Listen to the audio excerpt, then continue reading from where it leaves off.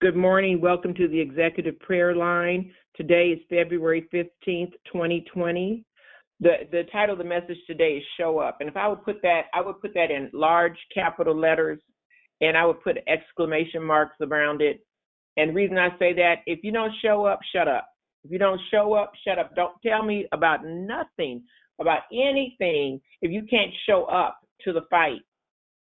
When I was a long time ago, we were going to the playground. It was me and about 5, maybe 6 of my friends. We were my neighbors. We were all on the playground with on our skates, and it was another group of girls there, and they were younger, a little bit younger, but it was like 10 or 12 of them. It was a lot of them, and so I don't know how girls do, but it got into a confrontation. Should not have gotten into a confrontation. But what ultimately happened, we got into a fight. And it was, when it got down to throwing blows, it was only me and the other 10 girls. Everybody else froze. And I was thinking, when I was little, I was young, I was like in junior high. I was thinking, they standing around, because I remember your brain, when you're in a crisis, your brain will do a couple of things. Your brain would be focusing, but it starts picking up the parameters. It starts going, and some part of your brain goes in slow motion and starts going tick, tick, tick, tick, tick, tick. It picks up everything. Your brain does some kind of override. I don't know what to call it, but anytime I have been in a crisis, everything slowed down, and I'm picking up stuff that I normally would probably not even pay attention to. And so I remember thinking, it was a part of my brain while I was fighting. I was in there throwing blows. While I was fighting, part of my brain was noticing them standing around in shock. They were standing around, just eyes all bugged out, all open. I said, no, you standing there. I'm thinking to myself, you standing there watching and nobody jumping in? Okay, so I remember that. And from that day till this, you got to be battle tested. I have to really know for sure. Every time when you guys show, and God does too, that's why he tells you to put something in that you might be attached to. That's why he goes for the things that might cause you to pull back. That's why he did. That's why Melody came on the line and talked about tithes and offerings. It's not the tithes and the offerings. It's what you're attached to. That's why he asked Peter. Peter. He was working with Peter quite a bit, but he was talking to different ones. He had the tax collector came on. He would talk to the motley crew. Jesus' crew was not all the neatly folded napkins. He went all deep into society. He got a little bit of everybody, because you're going to have to go back and get a little bit of everybody. If you're building a team of prayer warriors, a team of people that's going in, you need to have a stripper in there. You need to have a cross-dresser that used to be a cross-dresser in there, because he's the only one knows how deep that stuff goes. You need to have somebody that was on drugs that understands what that animal is like. You need to have somebody that was pulled out and embarrassed because of adultery, or have been in a shameful situation, because they know what that feels like. So when somebody comes up to the altar, it's not like, ooh, they're not dressed right, they don't look right, because you're sitting somewhere. If somebody has been in the mud, I know what this mud is, and I'm going to tell you this story because I have, I'm talking fast because there's a lot of information. But it was on West Wing, and I love this. I love West Wing, because you have people doing very high-powered positions and high-powered decisions, but they're human, and there's some way they have been able to balance their humanity and make the kingly, queenly decisions that have to be made for groups of people. And it's very powerful. It's powerful to show up, because you show up in you write this down. You show up in your humanity and you do a godly thing. I said something. You show up in your humanity and you're doing a godly thing. I mean, God is coming through you.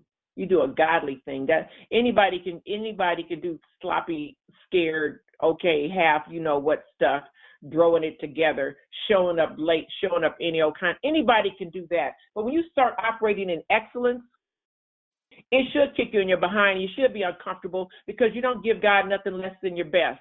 You don't give God a little raggedy seconds, like giving God something like giving God a piece of chewing gum. But wait a minute, let me chew all the juice out of it first. Now here, let me give you that. Look, God He ain't giving you His second best. When we really get real about it, He gave you His only begotten Son. and you're giving him a little chewed up piece of chewing gum that you don't need, giving him the extra, the behind the scenes, the what you could let go of. You want him to show up in your life like that? He doesn't. He shows up excellently with the best. He shows up with extra and excellent and thinking way past just what you just thought about. He goes deep into intergenerational blessings. If God is calling you from an intergenerational blessing, if God is doing something intergenerational in your life, that's because he's going to ready to bless you intergenerationally. Do you not understand when God is moving on you, what he's actually doing? What he's doing with people, what he's doing with, and if you heard the stories, you would be amazed at how much incredible. I just want to give some of these people a chance to talk today because I'm going to talk fast. So the story on West Wing real fast, and this is, write that down. You're a human being showing up to do a godly thing. When they went into 9/11, and I looked at that, the fire, and I always had a crush on firefighters. And we went to the memorial, and we were standing there, and it was like a family member died, because everybody in the whole country, maybe the whole world, saw those people die. It wasn't like we heard about it. We were watching when the buildings fell. Everybody in the whole country, possibly the world, was watching the buildings fall. And when I got over to the memorial, I felt like we were visiting a family member. It felt so personal. It was so personal. And this is 2008, 17, or 8-17. That was years later. And it was still so raw. It still was like, you could feel it. You could feel it when you go, and the building waterfalls and all the names. But it felt very personal. And everybody that died that day, to me and to everybody that was there, it felt very personal to us. And so when I heard the stories, and then we went over to we had tickets to go down to the museum, but we couldn't do it. I had seen enough. I felt like laying down on the ground, just, God, why do people go? How do people go this far? And I got some more, but how do they go this far? And so we need heroes. We need heroes to show up in humanity, to show up in life. We need heroes. If you're trying to play it safe, you don't even deserve to be breathing right about now, because we need heroes. We need people that go to the edge and jump off to save somebody else. God will catch you both, but we need heroes. We need people that wrap their hearts around people and do not let go. So let me do the fire story. So I do a tape on ETN Media called "We Know You're Out There. This is the Call." At ETN Media, we're looking for that show up, that don't let go, that cross across the bridge, and it shows all kinds of pictures of heroes all day long, and they're all over. They're littered all through, sprinkled all through society. Everywhere we have heroes. God's people are showing up everywhere without the collar, without the formalities. They just show up, and God shows up out of them, and people do that thing. And one thing, America has a soul. If you don't you don't have to look at all this stuff going on TV, but the everyday person in America will respond pretty much the same way. We have a soul. We are such a good people. For the average everyday American, the average everyday person that gets up and goes, we have such beautiful. You could almost live in any household in America, because we have a wholesomeness still. Even imagine, without all that's going on, we still have a love and a wholesomeness about ourselves that we can love each other. With that day when that thing happened on 9/11, me and my daughter were going to get our nails done, and everybody was walking around in slow motion. I've never seen it. The grocery store, everybody was sad, so quiet, moving in slow motion. People putting their groceries on the thing. They were all moving in slow motion. Everybody was. And I was like, and it was like a ghost town, but people were there, but nobody was moving. People were, it was a heaviness of the whole country. And so what happened was, what I was thinking of is that the firefighters went into the building. When everybody was coming out, the firefighters were going in. That's God. That is God all day long. They were going in, and there was one guy who was telling me, he was helping his coworker. She was a heavier woman, because they had to come down several dozens of flights of stairs. And he said the firefighter came and grabbed the woman, and where he was holding the woman, he grabbed the woman, and told the man, go. He told him with authority, go. And he knew at that moment he might not come out that building with that woman, but he was with her, helping her down the stairs, and they both died together. But the firefighter came up, took the man's position. This is only person does that is Jesus.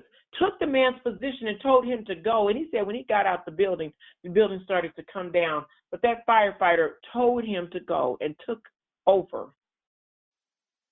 That's what I'm talking about, showing up. That's what I'm talking about, showing up. People are showing up with so much courage.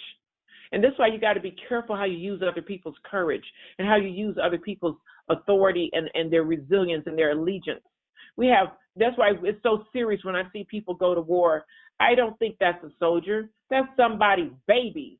Somebody spent years teaching him or her their ABCs. They have an entire lineage of family. They're people that love them. Some of them have wives and children. They're not just toy soldiers. They're not clay. That's a human being. That's somebody's baby. Somebody breastfed that child, or maybe with the bottle, breastfed that child, coddled that child, taught him, look in his eyes.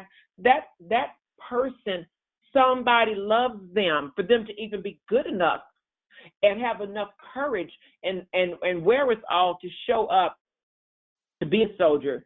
Somebody had to love him up to that point to let him go. You don't just show up being a soldier. Somebody had to love you to have enough family for you to love your country enough, for you to love people enough, for you to be a sound mind and body enough to show up to the front line and say, I want to join the Marines. That ain't no okie dokie. That's a soldier. That's somebody says, I'm ready. I'm ready to fight for my country. So somebody had to put something in them for them to show up. So you don't take that lightly. In Africa, when they get ready to really fight, two stories, because I have added stories instead of get through them. Hold on, I'm trying to get them out here. I'm going to tell you the Indian story. I'm going to tell you the African story. The African story, when villages get ready to fight, I don't know what you're fighting for in a village anyway. It's not like you got military. What are you fighting for on a village? For what? There's all this jungle out here. What are you fighting about? What? Anyway, when they get ready to fight, when the men get all puffed up, you can't beat me, I can beat you. They're throwing down gangster village signs back at each other, whatever they're doing with that little spear and that little thing you got on, looking like a little piece of skin you got on with covering yourself up. Whatever. Okay, so whatever. The women come together to have a conversation.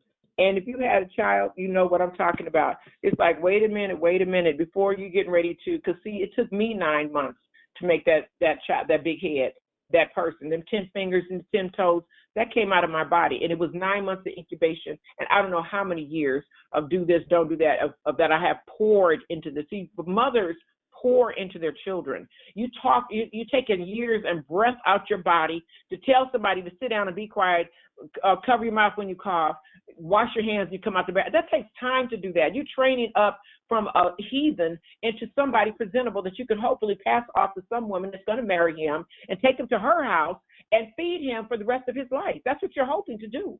That's your goal. Find somebody that's cute enough to give you decent sized, decent looking grandchildren. I'm just keeping it real.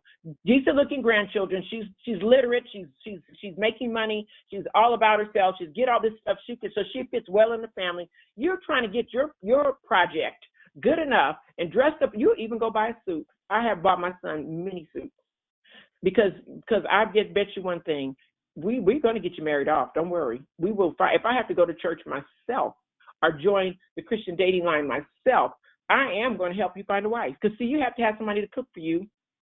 Because you ain't got enough sense to go home and set up a house and set up a sofa and have it looking halfway decent so somebody wants to come in there and say, oh, he's got it together. So I'm going to help you get it together because, see, this train has to move down the station. I have digressed. Let me get back. So the women of the village, what they do is they come together to have a talk with the Say, now let's find out what's going on. You know why they do that? Because they realize that the two of you, the all of you, the men sit there and get all. There's a song, I don't want to work, I want to bang on the drum all day. There's a song that men have made. They talk, I don't want to work, I want to bang on the drum all day, and it's a bang song, and it's a chant, and they say it, and that's the real way they think, for real. If you didn't show up and say cut the grass, you know, I used to say, if your husband shows up and he's not farting in public and he's not cursing everybody out and he's smiling, shaking hands, you got a winner. Keep going. Keep that train on the road. Keep going. Keep working on your project. God bless you, woman of God. And so she said that women come together to have a conversation about what these men getting ready to do. You know why? Because it's their blood. Because once you have pushed somebody out push a big head out your behind, you feel like Wonder Woman. When I had my first shot, I was like, wow. It was moving. It had fingers and toes and looked back at me like he didn't know who I was. Fingers and toes, and I was like, wow. And I thought in my mind, if I can do that, I can do anything. If I can make another human being can come out of my body, I can do it. I really thought that was the day I became Wonder Woman, because I realized I can make a whole nother human being, and can nobody else do that other than another woman? Nobody else could do that. That's phenomenal. That's amazing. And I could feel like Tarzan. I could do anything. And so what happened was, that's what the women do. They figure it out. But when you see soldiers going to war, when you see them going to, Abigail is another example, but when you see soldiers going to war, what they're doing is that I don't never look at a single child, a single soldier, because that's somebody's, I don't care how grown your child, your husband could be 6'2", 6'3", big burly guy. It's still a little baby boy in there. It's still somebody's baby. It's still a baby inside of that big old body. And if you talk to them the right way, they'll break down crying. They'll, especially being mama, you can say some stuff, they'll break down in front of you. They won't break down in front of nobody else. And they get to you and they just crumble, because they're still a baby. And those soldiers, as much as they're going out doing that job, one of them represents several hundred individuals. One of them represents that. So a body and a human is not a small thing. It's a life. It's a life that was nurtured on and brought on and taught. If they wanted him to die, why would they teach him the lineage of the family? Why would they teach him the recipes of the family? Why would he get married and have children? If it was just about him dying, you could have kept him in a cage and let him out. But that's not it was. He was born to live a life. So when people get ready to go to war and things start happening, you have to be this is why you're on the wall watching, to preserve what you've already created, to have an opportunity preserve what you've already created. So now one last thing, I'm going to jump, because I got to hold this right here. Indian tribes, because see, village mentality is dangerous, because village mentality is how you have gang warfare, where you so caught. That's how all those Europeans came over there and started taking all the resources in Africa, because Africans had village mentality, and the British and the other Dutch and all the other Germans, etc., they had country mentality. So whoever has the biggest concept is going to do the better planning. Men and women of God, you better have a godly, heavenly concept. You're going to do some better planning, because you're thinking from the top down. You're thinking from the realm of heaven down into the earth realm. Villagers think small. They write down on the ground. Country is a higher realm. They think in thousands and millions and plans and systems and how to do it and all that. That's the country. We think in heaven. Soul, then we get down to the countries, then we get down to the systems. This is high level thinking here, high level praying, high level planning, high level pray down from the top realm down, from the throne room of God. And some of the most powerful weaponry, our weapons of our warfare, not carnal, but holy, to pulling down the strongholds. We think of fruit of the Spirit. I know I'm saying something, because this is straight from God. This is God's thinking on mankind is better than anybody else's thinking on mankind. And you got to start at the realm of the Spirit, and you got to start with heart, and you got to show up. You got to show up. Don't talk, do. I don't want to hear the conversation. I want to see what you're doing. I don't want to hear about that. Maybe kind of what. I don't have people talk in my ear like that. And I used to, but it's no more.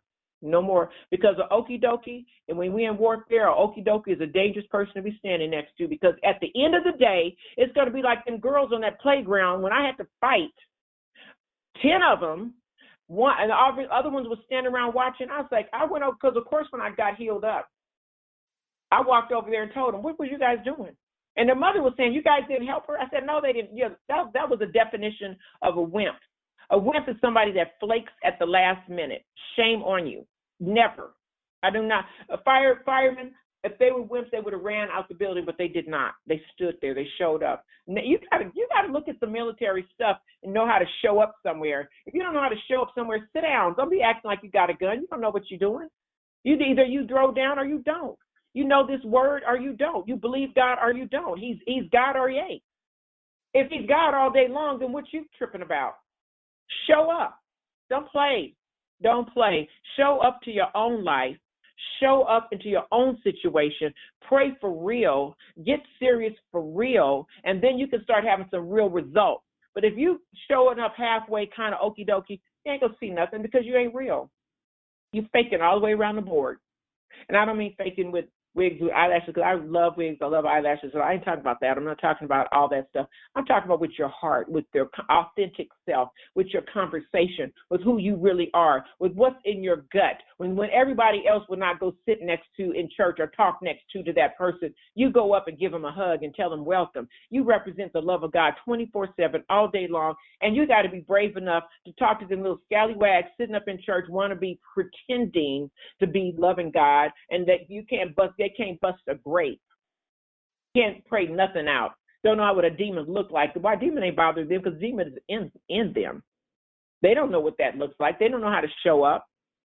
Show up is like, okay, we got a problem here.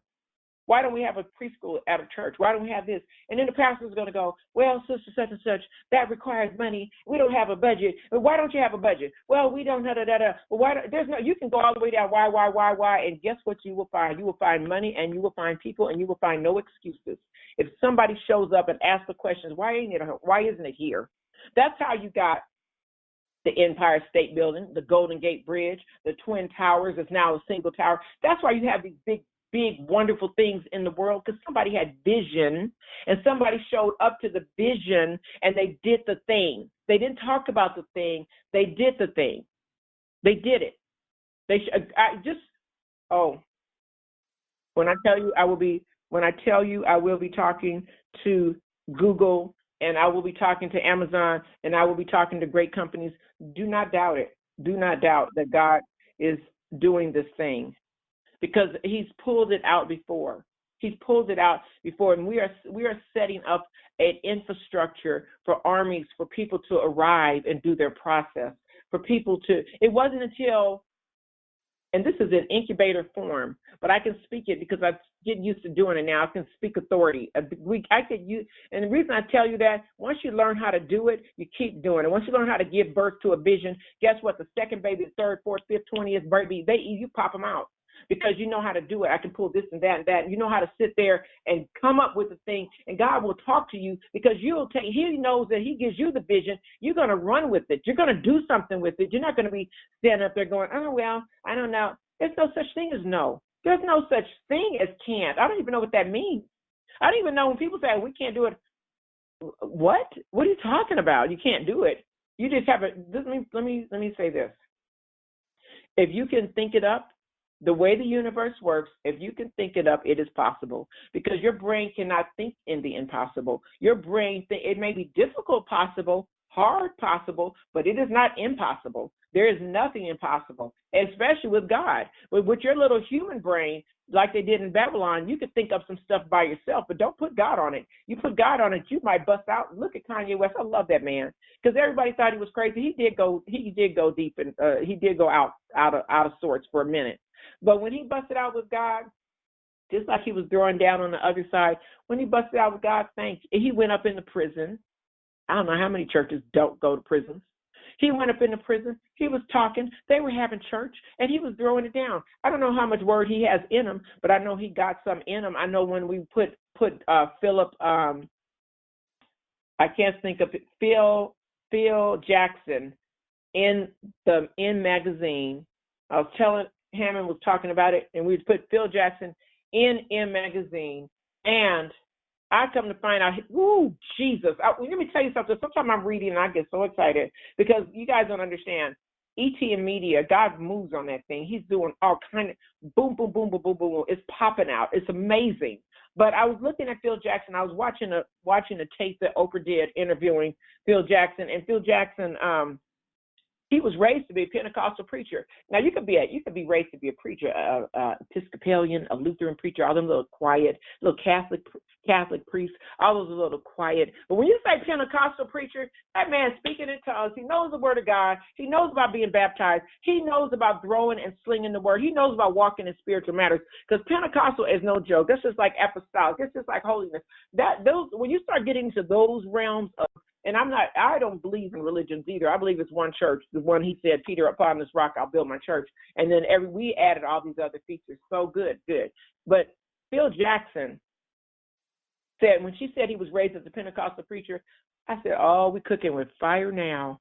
Because that man knows God. He knows Bible verses. He knows plenty. He was raised to be a preacher, meaning he has had word deposited in his spirit. So them Lakers don't, when they sit there listening to their coach, their ex-coach, when he was talking to them, because you can't have the word in you and it not come out your mouth. You can try to be as civil as you want to be, but just let it, because see what I'm talking to you now?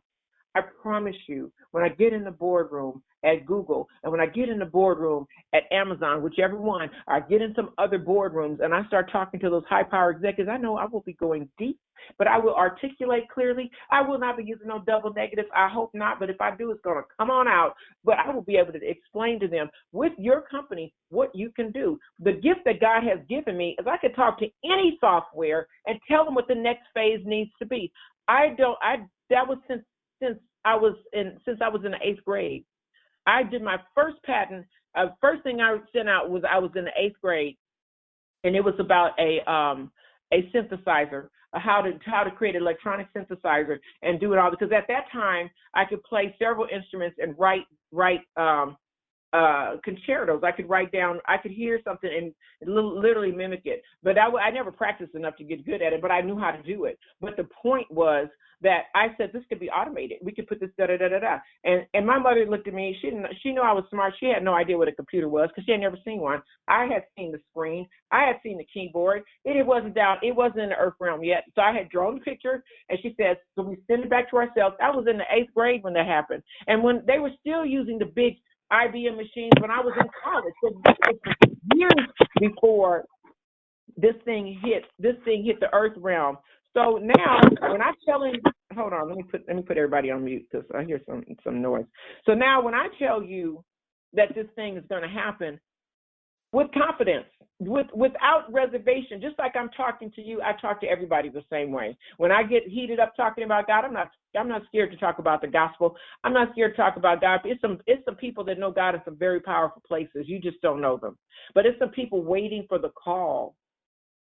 It's some people been saving up for the call. It's some people that we're going to get on the phone with that's going to say, I needed something like what you're doing. That has happened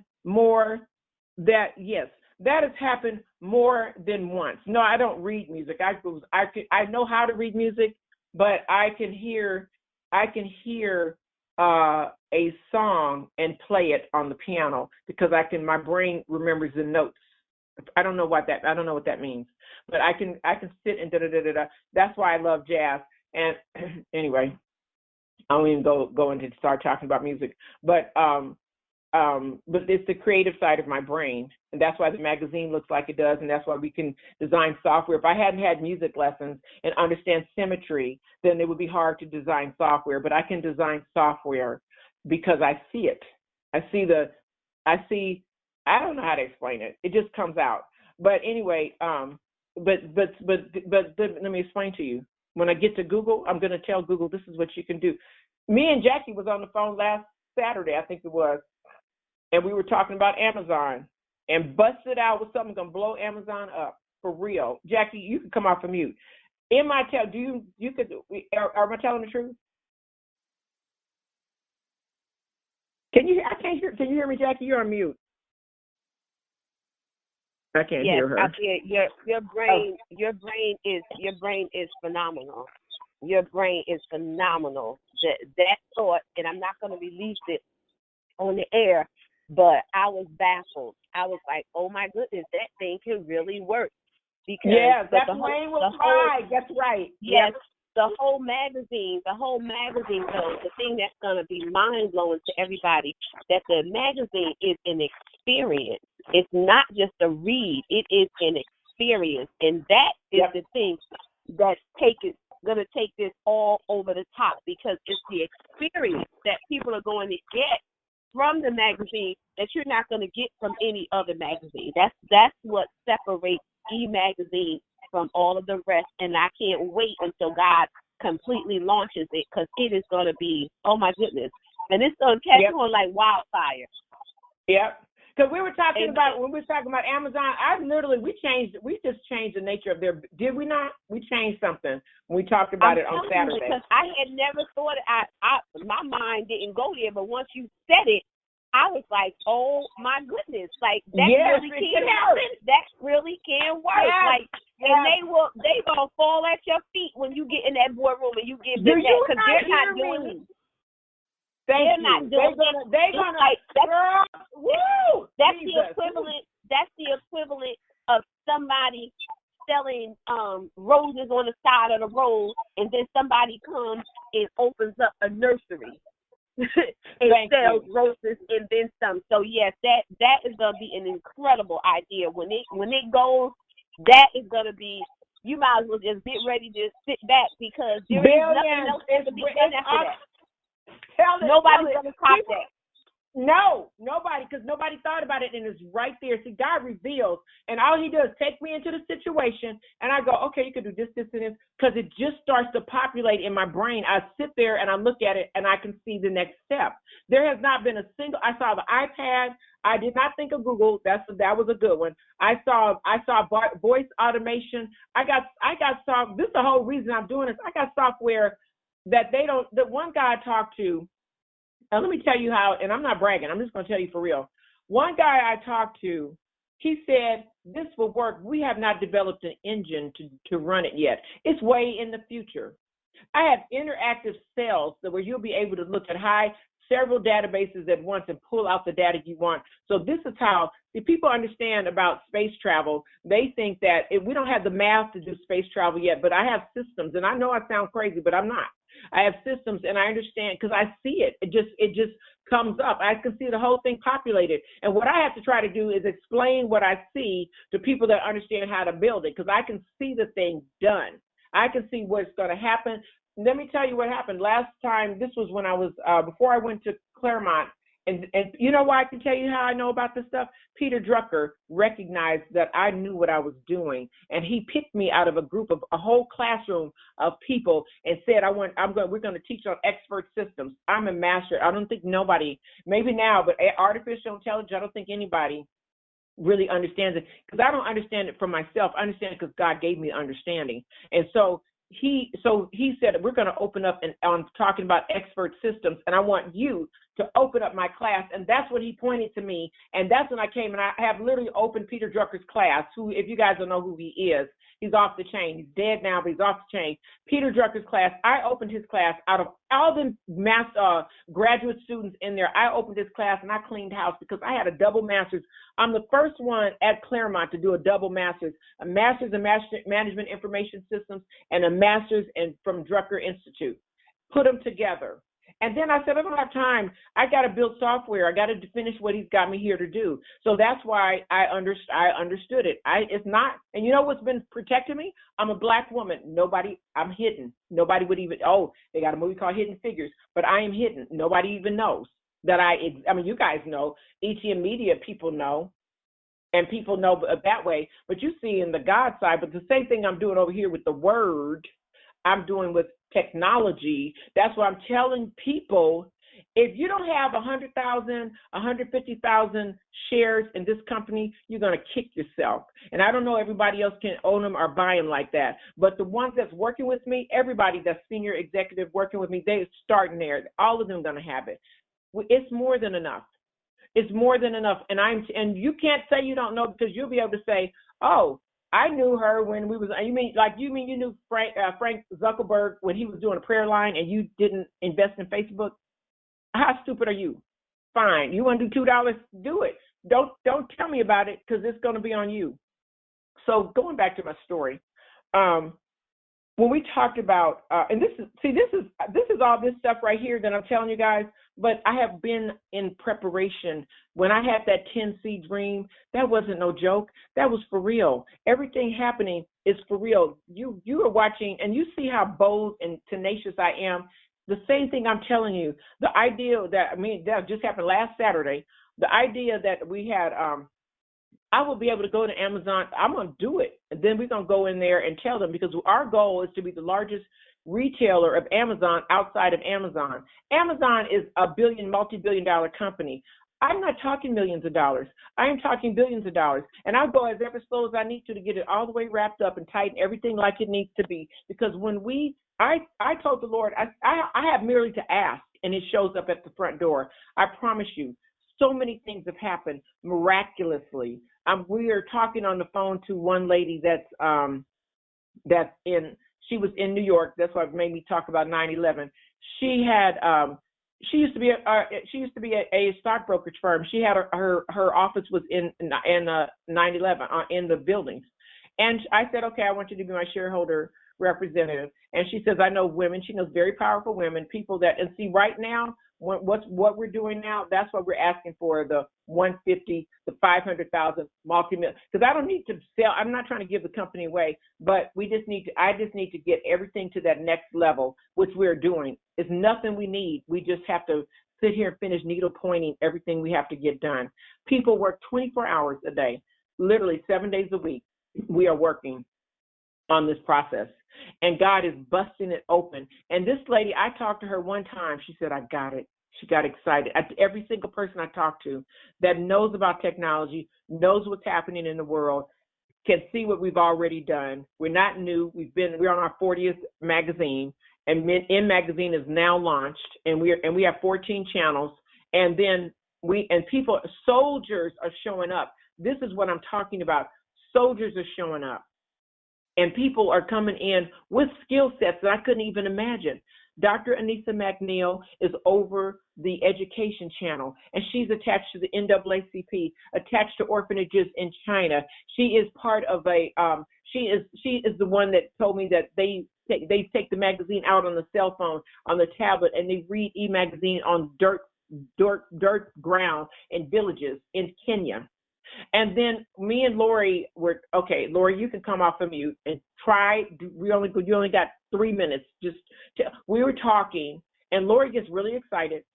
But let me just say what Lori is, because you guys know her as Lori. But she, on LinkedIn, Lori has mastered LinkedIn. She's got over 30,000 followers on LinkedIn. She's like one of the top connected people on LinkedIn. She came in through ETM Media. And now when you talk to her, we're talking about this and the doctor and all this other stuff, but Lori knows some people. And she also knows how to connect. So we have another network called Mighty Networks, which she's going to be doing in Mighty Networks with what she did in LinkedIn, because it is actually a network. We got a lot of people connected that way.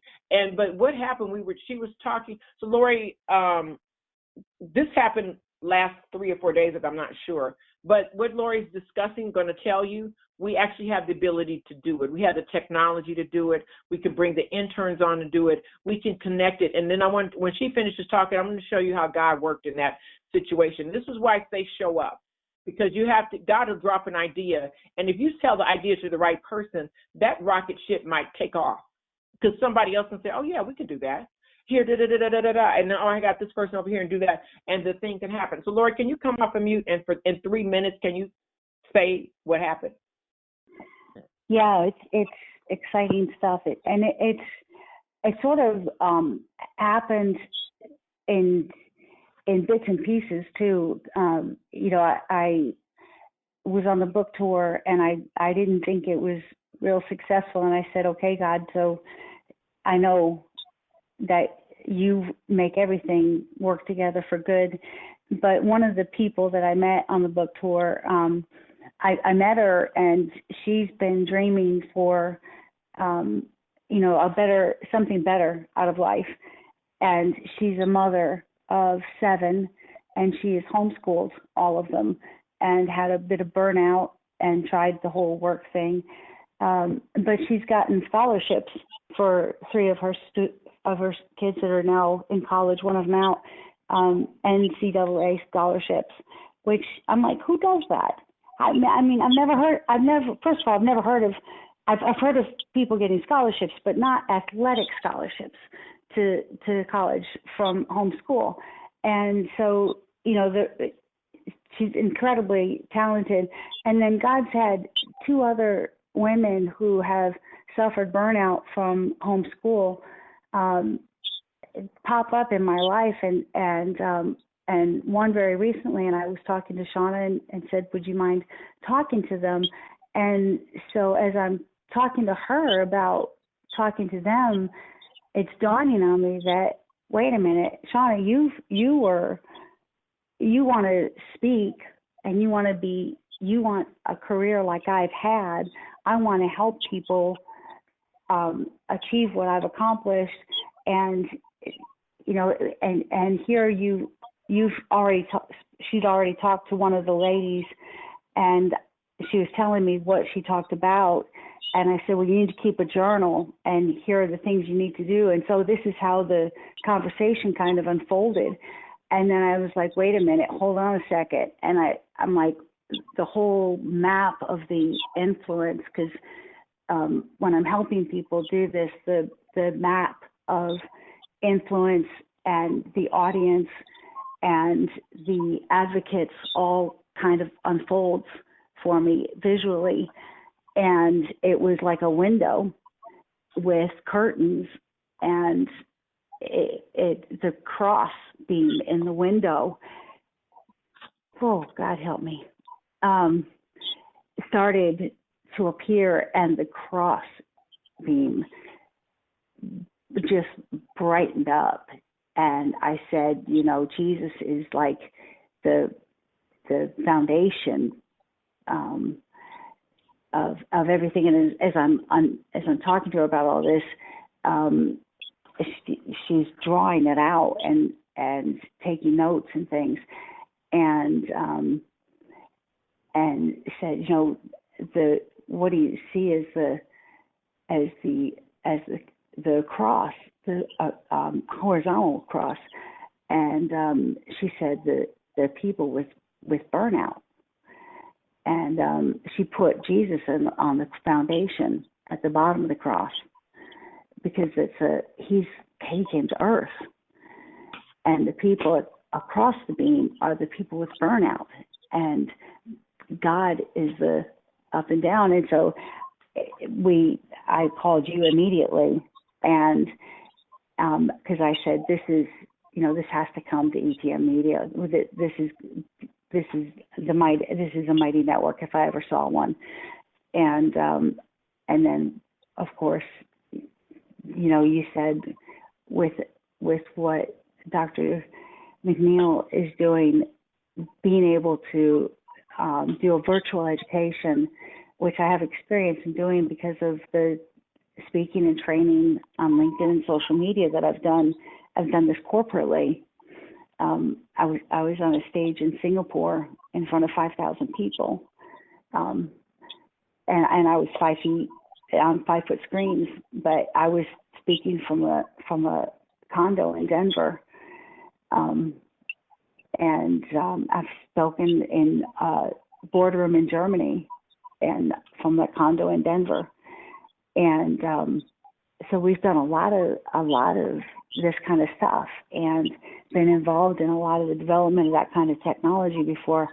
So this is just incredible to see how God's taken everything I've done in the past and brought it here, and brought somebody who's got such a desire that refueled the passion inside me, and the passion that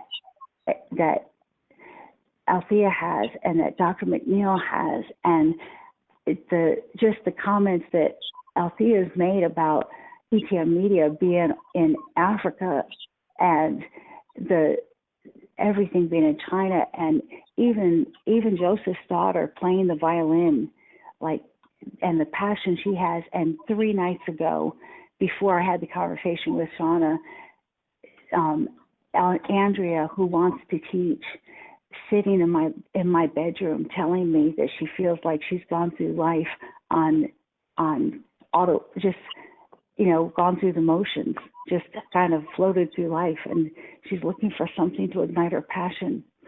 And there's so much that God is bringing to fruition, and I'm seeing it all come together, and it's beautiful. Amen.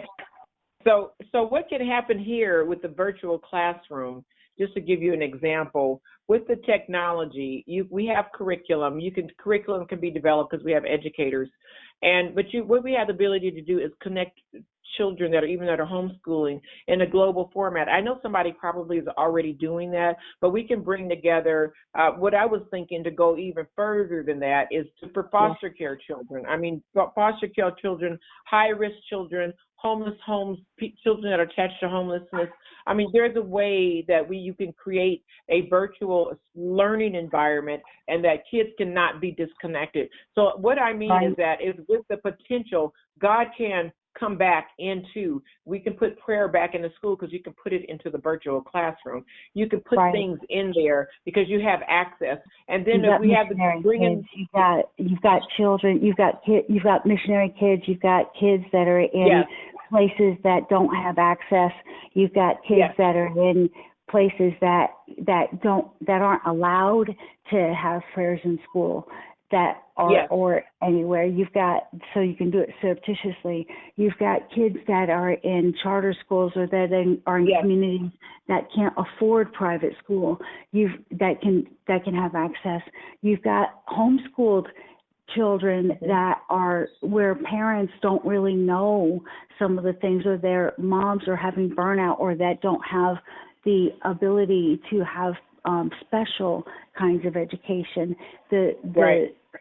And then the learning, like you said just a few minutes ago, you said you learned music, so you learned symmetry, and you were able to learn software. There are children that don't have access to music lessons. There are children that don't have access to the application by being able to put it on e-magazine and spread it is unbelievable. And even in charter schools, there are some charter schools that want to expand their programming that can't because they don't have the resources yet. I can't see now.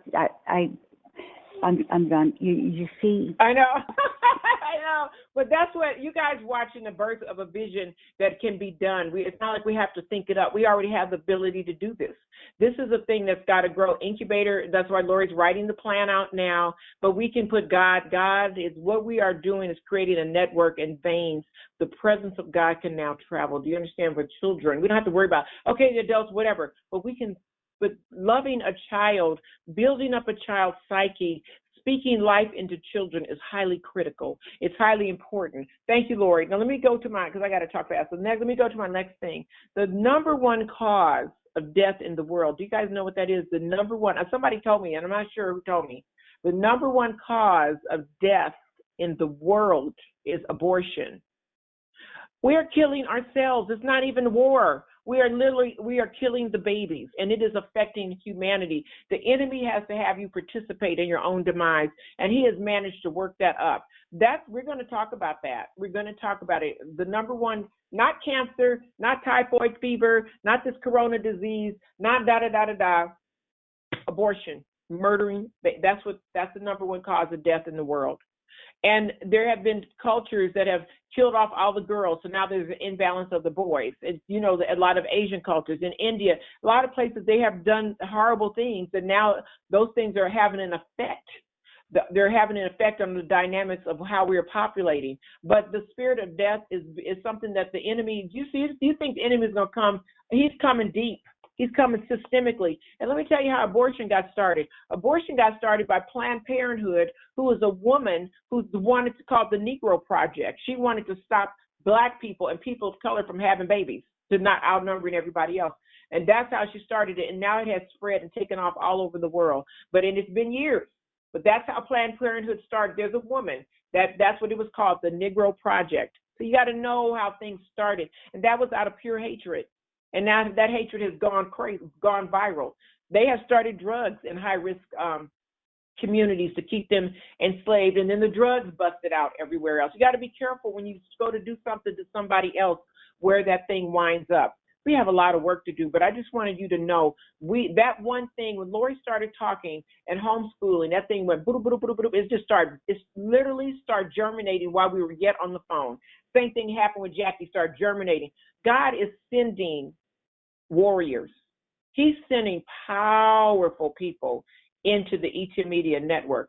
This thing, the world is waiting for us. We're not trying to ask for, we are trying to keep up with the plan. God wants to bust through. We're trying to keep up with what he's doing. And so, this is the thing, reason I was so excited about Amazon, because see, once I built that relationship with Amazon, explain what they can do with their next platform, explain da-da-da-da-da. Once I get in that classroom, I can say, you know what, I got this thing over here. I need you to put $500 million over into this and buy computers and for children that need to be able to have access, so that we can save the babies. Basically, we got to get in there. We got to get in there. God has given us access. That all can happen. When you go to a high place, you can talk down serious business about what needs to happen. That's what God is doing. That's what you're privy to. That is what you're watching. So what I'm telling you, you're paying attention to it. God is showing up every single day in our life. He's showing up every single day in this company. He's showing up every single day on this prayer line. He's doing it. And this prayer line is going to eventually become the team prayer line for the writers. It's going to still be called the executive prayer line, but because we got to let people know purpose-driven warriors that are showing up to change humanity need to know that this is a place that the heroes meet. This is what we're doing. This is what needs to happen next. ET Media is called. We're building communities of purpose. That's one of our taglines: building communities of purpose. And if you have something that can be duplicated or vertically integrated, then that's one of the things we look at programs. I look at programs all the time. Is it going to work? What do you need to do next? That's why he has me able to look at the technology and look at the plan. That's why I was a stockbroker. You see how he formed all this stuff together, because God's getting ready to go deep and he's getting ready to change some stuff. And it's people in this world that would change if you just told them what they needed to do. I got money. What do you need to do? And people can sit down and say, we need to do da-da-da-da-da. We need to do this. The system is there. This is there. That's there. Then we're connecting the dots. And then all we need is X number $1 million. And we have infrastructure. We have integrity in our paperwork. We have systems that are transparent. You can go look at the books. It's done. And people will move if you move with integrity and purpose, and as the hero that you are, God will show up in your life and do some incredible things, because it's not about money no more. It's not about money. I'm going to tell you this last thing, and then I want Ivanka to tell you guys what she's doing, and then we're getting ready to read. We're over. Okay. Oh no, we're over. Okay, let me talk fast, and then we're getting ready to read our scriptures. And I want you guys to show up. Ask God. Don't stop thinking. If I had thought of ET, I didn't know what ET Media was going to be. I didn't know what the magazine was going to be. This stuff all happenstance. I had no idea. But I'm exactly where I'm supposed to be. But I did not bring myself here. God did. So anyway, I had a dream, and in the dream, it was this. I got it because in dreams this was so beautiful.